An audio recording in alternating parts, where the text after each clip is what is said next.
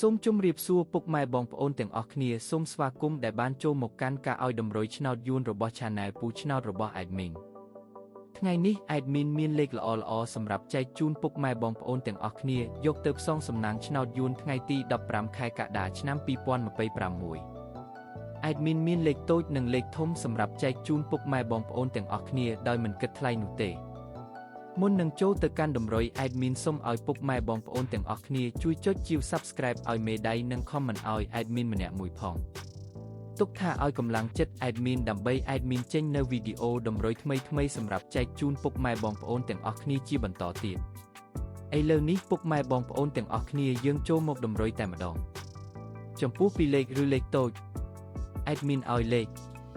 75 24 33 10 ចំពោះ3លេខឬលេខធំប៉ុស្តិ៍ ABCD Admin ឲ្យលេខ453គុណនិង820គុណ